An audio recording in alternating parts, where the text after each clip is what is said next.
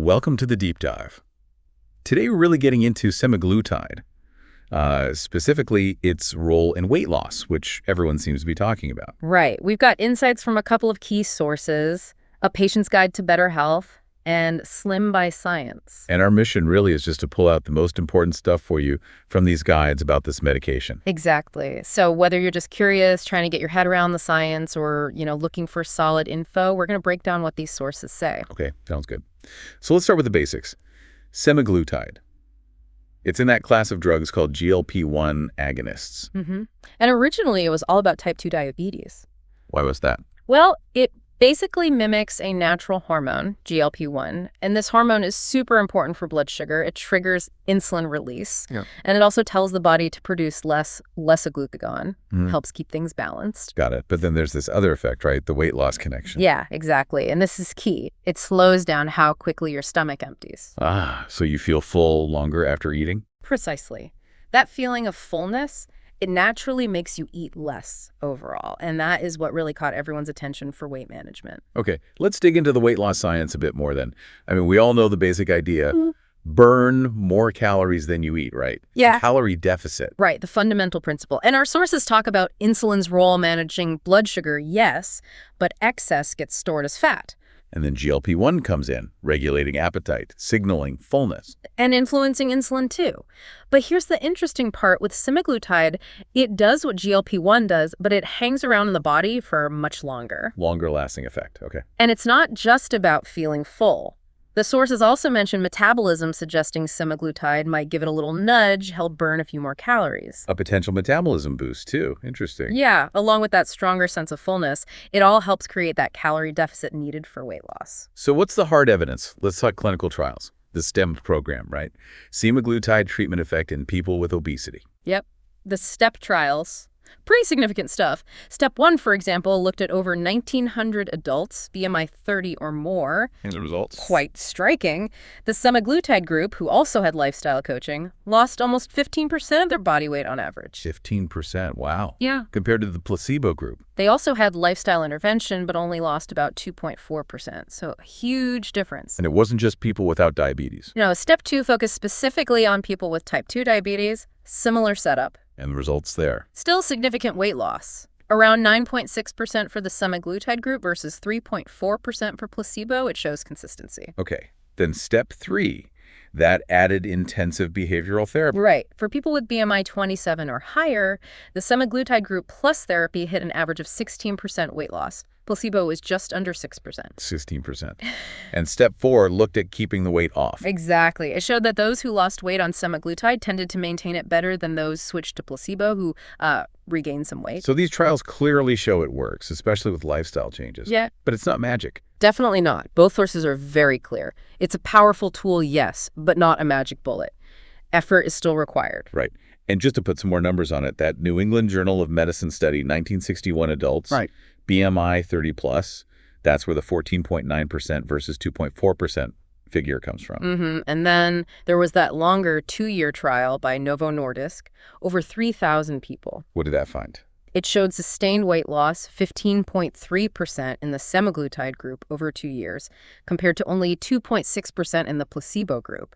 Suggests it can be maintained. That sustainability piece is really important, isn't it? Absolutely. It's one thing to lose it, another to keep it off. And what are patients actually saying? Our sources mentioned decreased appetite. That's common. Yeah, and better blood sugar for those with diabetes, but also side effects. Right, the nausea, diarrhea, constipation. Usually mild, often temporary, but definitely something people report. And, results vary from person to person. Plus, the cost is a real factor. We'll definitely circle back to cost. So summing up its effectiveness, it's that unique GLP-1 mimicry, right? Reducing hunger, increasing fullness. That's the core mechanism. Plus, those knock-on benefits, improvements in blood pressure, cholesterol, blood sugar. And the once-a-week injection is pretty convenient for a lot of people. It likely helps with adherence, yeah. And compared to some other options, the side effect profile seems generally manageable for many. And thinking bigger picture, maybe long-term cost savings for the healthcare system. That's the argument. If it reduces obesity-related complications down the line, heart disease, diabetes, etc., it could potentially save money despite the upfront cost. Makes sense. And the benefits go beyond just the scale, don't they? Let's talk metabolic health, Yeah, this is really interesting. Semaglutide seems to improve insulin resistance quite significantly. which is huge for preventing type 2 diabetes. Absolutely. And we also see positive effects on blood pressure, and it might lower the risk of metabolic syndrome overall. That cluster of conditions. Yes. Yeah, very risky. And what's fascinating is these metabolic improvements can sometimes happen even if someone doesn't lose a huge amount of weight. Really? So it's working on a deeper level somehow. Seems like it. It suggests direct beneficial effects beyond just weight reduction. Okay, and cardiovascular risk. Yeah. That big study you mentioned? The New England Journal of Medicine one, yeah. It showed a lower risk of major cardiovascular events like heart attack or stroke in type 2 diabetes patients who were already at high risk. And that's likely due to? Probably a combination. The weight loss itself helps, but also the better blood pressure, cholesterol, blood sugar control, Right. maybe even some anti-inflammatory effects. It really drives home that managing weight is about long-term health, not just appearance. Couldn't agree more. And that leads into quality of life, which the sources also cover. Yeah, beyond the physical changes. Yeah. Just reducing the risk of those serious health issues must be a huge weight off someone's shoulders, literally and figuratively. Right. And then there's improved mobility, maybe less pain, potentially better sleep. It all adds up. And self-esteem, body image, those often improve too. For many, yes. Significant weight loss can have a really profound positive impact on mental well-being. So how does this stack up against, the traditional approach, diet and exercise? Well, the mechanism is different, fundamentally. Semaglutide works on the hormonal signals GLP-1 mimicry. Diet and exercise work primarily through creating that calorie deficit. Which takes a lot of discipline the traditional way. It certainly does. And diet and exercise have tons of other health benefits, no question. But semaglutide offers a more, let's say, direct biological route to appetite control, especially helpful for people who've really struggled. But it comes with potential side effects and Right. needs medical oversight. Absolutely. That's crucial. It's not something to undertake lightly or without a doctor involved. What about using it long-term? Is it safe? Does the weight loss last? Current research suggests it can be safe and effective long-term, and the weight loss appears sustainable for many. Appears sustainable, so still needs more long-term data. Yeah, exactly. It's still relatively new in the weight loss space, so ongoing research is key, always weighing benefits and risks. And the cost. We touched on it. It's expensive now. It is. That's a major hurdle. But the thinking is, long-term preventing expensive complications could make it cost-effective. Plus, improved quality of life has value, even if it's hard to quantify. And maybe the price will come down eventually. That's the hope. Wider use, potential generics down the road, that could change the picture. Which brings us to access. It's prescription only, right? Yes. You need a diagnosis, type 2 diabetes, or obesity meeting specific BMI criteria, usually. So availability depends on healthcare systems, insurance. Big time. Cost is often the main barrier right now, with limited insurance coverage specifically for weight loss and no generics yet. Are there programs to help with cost? Some manufacturers have patient assistance programs, and, insurance coverage might evolve over time. We'll see. The sources share some real-life stories, too, briefly. Jane losing 20%, Mark improving his diabetes and losing weight. Emily, with PCOS, losing a third of her body weight, Tom losing 25% and improving health issues. These stories show the potential, but again, always under medical supervision, right? And usually with lifestyle changes, too. Absolutely. They highlight what's possible, but it's part of a bigger plan. Okay, let's talk challenges, side effects. We mentioned the GI stuff. How are those typically handled?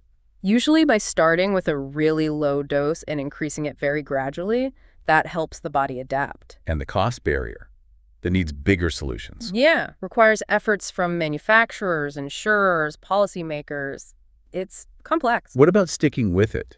Weekly injections might be tough for some. Adherence can be a challenge. Good education from the doctor, ongoing support, that makes a difference. Was there skepticism initially about using these drugs for weight loss? Oh yeah, definitely some. But the strong clinical trial results have helped build confidence. Though, like we said, more long-term data is always good. But generally, patient satisfaction seems pretty high. It does, according to the sources. Significant weight loss, the convenience factor, manageable side effects for most. It adds up. Plus those quality of life improvements, moving easier, feeling better mentally. Exactly. Though it's worth repeating, effectiveness varies. It's not the perfect fit for absolutely everyone. So any advice from people who've used it? What do the sources say? Manage expectations is a big one. It's not instant, Be ready for potential initial side effects. Know they usually get better. Start low, go slow with the dose. Right. Regular check-ins with your doctor are vital. Some find sticking to the same injection day helps. And patience. Weight loss takes time. Okay, let's get practical. Dosage and how to actually use it. Start slow, 0.25 milligrams weekly. Typically, yes. Then up to 0.5 milligrams around week 5, maybe 1 milligram or higher later, but always guided by a doctor. And it's an injection just under the skin. Abdomen, thigh, arm. Yep, subcutaneous. Rotating sites is usually recommended. Check the liquid looks clear, use the pen correctly, dispose of needles safely in a sharps container. What if you miss a dose? Generally, if it's within 5 days, take it when you remember. If more than 5 days have passed, just skip it and take the next one on schedule. Best to confirm with your doctor, though. And the big reminder, it doesn't replace healthy habits. Absolutely fundamental. It's a tool to help with those habits. So how do you track progress? Weight, obviously. Yep, weight, body measurements, waist, hips. Also, health markers like blood sugar, cholesterol, blood pressure, if relevant. Noticing fitness improvements, changes in mood or cravings. All good things to track. But remember, progress is usually slow and steady. Talk to your doctor about what you're seeing. Digital tools can help log everything. What should someone expect in those first few weeks? Not dramatic weight loss right away? Usually not dramatic, no. Maybe some mild GI side effects that tend to fade. You might start feeling less hungry or fuller sooner. Key is talking to your doctor about any side effects. Crucial. And being aware that big changes can sometimes affect mood, too. Patience and sticking with it are important early on. And underpinning all of this is lifestyle, right? Can't stress that enough. Absolutely. A balanced diet, protein, healthy carbs, fats, vitamins, minerals, limiting the processed stuff. Regular exercise you actually enjoy and can stick with. Getting enough sleep. Managing stress. Regular checkups. It's about overall well-being, not just the number on the scale. Precisely. Which leads us into diet and exercise specifically. How important is a balanced diet with semaglutide? Essential, the sources say, for general health, managing weight long-term. Good nutrition works with the medication. Protein helps with fullness, for example. And portion control is still key, even if you feel less hungry. Personalized plans are best, working with a doctor or dietitian. And exercise. What's its role alongside the medication? Burns calories, boosts metabolism, helps maintain muscle while losing fat, improves heart health, mood. Might even help with some side effects. Possibly, yeah. And it doesn't have to be intense marathon running. Yeah. Just consistent, enjoyable movement. So combining semaglutide, diet, and exercise, that's the trifecta. That's where you see the best, most sustainable results, according to the sources. They work together synergistically. Nutrient-dense foods are important, even with reduced appetite. Definitely. And exercise adds benefits beyond just calorie burn. It builds those long-term healthy habits. What kind of plans do the sources suggest? Generally lower calorie but nutrient-rich. Lean proteins, whole grains, fruits, veggies, limiting unhealthy fats, sugar, sodium. Meal planning helps. Hydration is key. And for exercise? Start slow. Gradually increase. Aim for maybe 150 minutes of moderate aerobic activity or 75 minutes vigorous per week, plus some strength training. But always check with your doctor. We also need to touch on the psychological side. Weight struggles often come with negative self-talk, right? Absolutely. That I'll never lose weight mindset can be a huge barrier. Semaglutide is a tool, but you still need that positive, realistic outlook and commitment to the lifestyle changes. Okay, looking ahead now, what's next for GLP-1 agonists? Research is booming. We see the strong STEP trial results for semaglutide. There's even research suggesting it might change how the brain regulates appetite. Changing the brain. Yeah, potentially affecting those regions. But lots more to learn about long-term effects, interactions, best doses, and lifestyle is still critical. And there are other drugs coming along too, tirzepatide. Right, tirzepatide. It's a dual agonist, hits both GIP and GLP-1 receptors. Early results look very promising, potentially even more weight loss than semaglutide. Dual action. Interesting. Similar side effects. Seems like it mostly mild to moderate GI issues. Again, needs more long-term study, but it represents real innovation. What other improvements might we see? Easier ways to take it. Oral forms are a big area of interest. An oral semaglutide for diabetes already exists. Research for weight loss is ongoing. Imagine a daily pill instead of an injection. That would be a game changer for some people. Could be. Also, combination therapies, maybe using GLP-1s with other drugs or interventions, figuring out who benefits most, developing even better versions with fewer side effects. And understanding the long-term impact on overall health and costs. Yeah. Lots happening. Definitely an exciting field. And it's happening against the backdrop of the global obesity crisis. Yeah, the WHO stats are pretty sobering. These drugs offer new hope, but they're not a magic wand. They need to be part of bigger strategies addressing access, cost, integrating them properly into care. So predictions. What should we expect? More long-term research on safety and effectiveness, especially cardiovascular outcomes, continued monitoring for rare but serious side effects like pancreatitis or thyroid issues. Wider availability if approvals come through. Likely, yes. Applications are in. So cautious optimism seems fair. Huge potential, but still learning. With all this info swirling around, finding reliable sources is key. Where should people look? Professional health organizations, American Heart Association, Diabetes Association, peer-reviewed journals, NEJM, Lancet, government agencies like the NIH. And be critical of what you find online. Check dates, authors, purpose. Absolutely.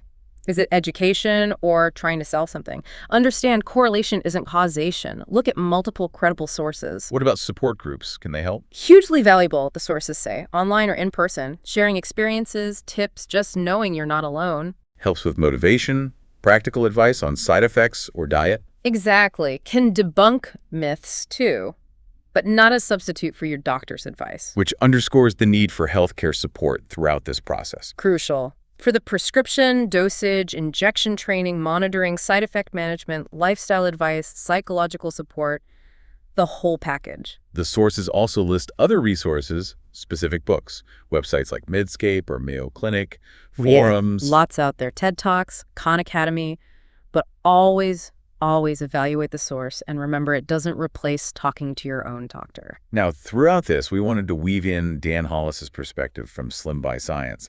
He frames semaglutide differently, doesn't he? He does. Not as a fix, but as giving you space to fix yourself. It puts the agency back on the individual. And he talks about failures often being due to lack of support, not the drug itself. Right. He says the goal isn't just getting skinny, it's getting free, a real identity shift.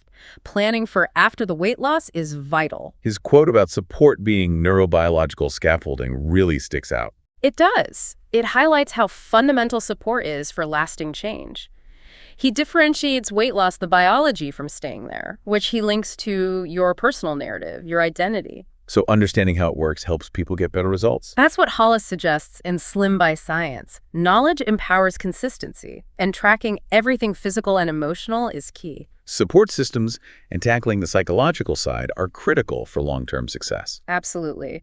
He has that line, when the cravings stop, the truth begins. It's an opportunity for deeper self-work once the intense biological hunger drive is quieter. Okay, so let's wrap this deep dive up. Key takeaways. Semaglutide is a promising tool. Works hormonally, shows significant results in trials, benefits beyond weight loss. But big, but not a standalone solution. Needs that holistic approach. Diet, exercise, mindset. Guided by reliable info and healthcare professionals. That's non-negotiable. And maybe that final thought, inspired by Dan Hollis. It's not just about losing weight, is it? No. Perhaps the most exciting thing is the opportunity it creates. That space he talks about. Space. To redefine your relationship with your body, your health. To really take control and build a sustainable, healthier future, the question really is, what might you do with that space?